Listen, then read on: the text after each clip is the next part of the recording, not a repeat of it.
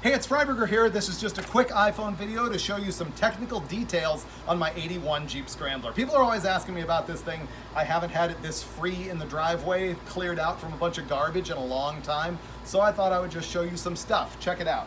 So the first thing that people always ask me about this thing is, why did you ruin a Scrambler by turning it into a CJ7?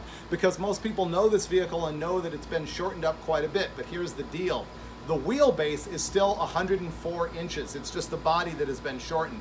Now remember when we initially built this thing at Four Wheel and Off-Road Magazine way back in the mid-90s, it was pretty revolutionary. Nobody wanted a Scrambler back then. They were junk. I think I paid 1,500 bucks for it. It was a factory 4-cylinder bone stocker that ran and drove, and we hacked it into this. So the first thing that we did is shorten, I think it was 14 inches off of the back to improve the rear overhang. So that tightened up the whole rear end of it. And then my buddy Pat Helgeson, who did like 99% of the fabrication on this thing, he created these wheel tubs, which obviously also alter the shape of the factory Scrambler rear wheel opening into a perfect semicircle. And they were designed for a 40-inch meet. This is actually a 42-inch Trepador, but it's still working. And you'll see that he also fabricated this body protection that wraps all the way around. You can see that it's bolted on here. It's pretty subtle, but it is on there. That is a handmade corner right there. And I moved the fuel filler here into kind of a military look, and you can see that it's got a military black out there too.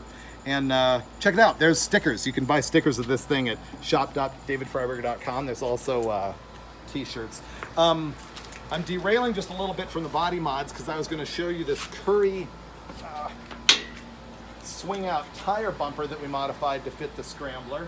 And the wheel, or the whole tub inside the thing, is coated with rhino linings. And here again, you can see those wheel tubs to accommodate the giant meats, as well as some of the custom fabricated roll cage, and of course the Tuffy box that's on there. All right, so let's look at more body mods that ended up making this thing short. I showed you how we cut the back of it by like 14 inches and tubbed the wheel well there in the back. The front clip is from a military M38A1. Now, if you know your early and late CJ5s, you'll know that the late fenders are about that much longer right there than, or sorry, the early fenders are shorter than the, I'm lost. The early fenders are shorter than the late fenders by about that much. And so the military front clip is shorter, as is the entire hood. So the whole front of the Jeep has been tucked back. And in addition, you'll notice it has no fenders at all. That flat fender is built into the hood. Again, that's a Pat Helgeson deal. And he also made this little piece right here, which really does nothing but create a shape that's pleasing for the eye leading into that flat fender right there. And if you come up around in the front, you can see that it does have the military M38A1 grille in it.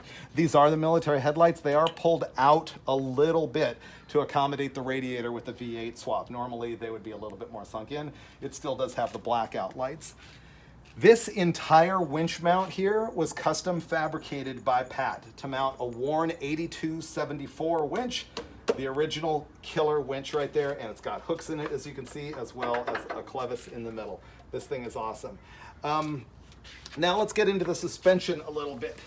If we go down here, why don't you hand me the phone, and I will show you, first of all, the Dana 60 that's in this thing. It's not a Dynatrack or anything. It's just like out of a Dodge, modified. The axles are 7/17 gears and air lockers at both ends.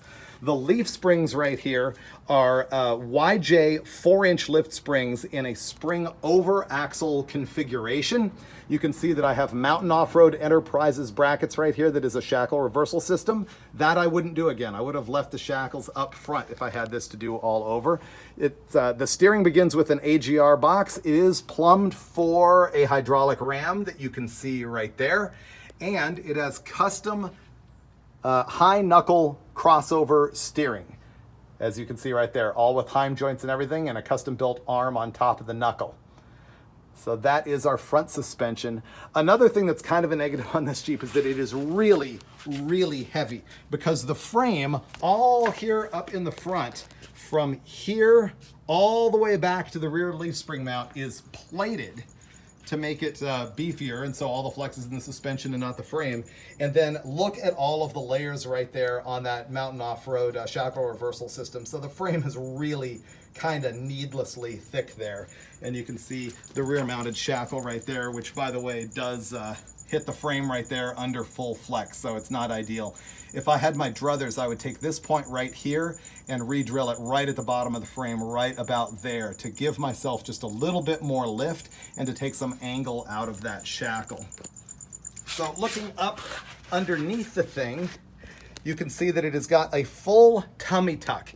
We have a 1-inch body lift on it right here, and that enabled us to take the Atlas transfer case and clock it upward so that the bottom of the frame is perfectly flat, or very nearly perfectly flat right there on that skid plate. And the transmission is an NV4500, which you can see up there, a granny gear overdrive 5-speed. The engine's just a regular old small block Chevy that I'll show you here in a minute. Now on the rear suspension, you can see there's a Johnny joint right there and a single ladder bar that is attached to a truss that goes up and over that rear Dana 60. It's just a ladder bar on one side. Got single shocks, and again, you can see the YJ leaf springs that are on there, as well as the rear disc brakes. I think I already mentioned I got 717 axle gears, air lockers in both ends. I don't know what my crawl ratio is with that NV4500, but it is really, really slow. Okay, now we can go up and show you the engine a little bit. Let me hand that back off to my cameraman as I open the hood. So under the hood, we've got a regular old small block Chevy. Nothing special about this whatsoever. It is an old mid-90s 300 horse crate engine. It's just like a regular old good wrench engine.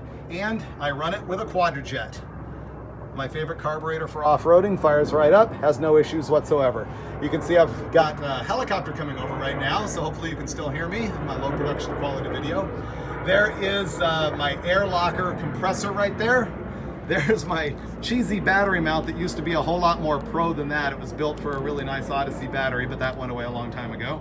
You can see I've got the shock mount, which goes into a hoop that contains the radiator right there, which is actually a Toyota Land Cruiser radiator and a complete shroud and mechanical fan, totally fabricated by Pat. And one of the beauties of this thing is that it never overheats. You can have this thing out in the middle of Arizona on the trail sitting idling forever, and that fan moves a lot of air and it will not overheat.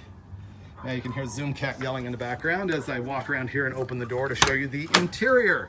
So this is all pretty much stock CJ stuff, with the exception, of course, the factory CJ8 fiberglass half cab, a custom roll cage. That part was done by Mountain Off-Road way back in the mid-90s. It's not a kit, it was a fabricated unit right there. Here you can see the dash factory tilt column, NV4500 shifter, twin sticks right there for the Atlas transfer case.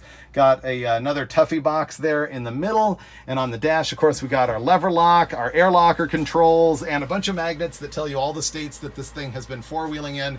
And apparently I lost, I guess that would be Wyoming. So there you go. That is a basic overview of what we've got going on with the Freiburger Scrambler CJ8. If you're digging it, check out shop.davidfreiburger.com. You can get stickers and t-shirts and stuff like that. But mostly, I just wanted you guys to be able to see some of the fabrication details on that Jeep.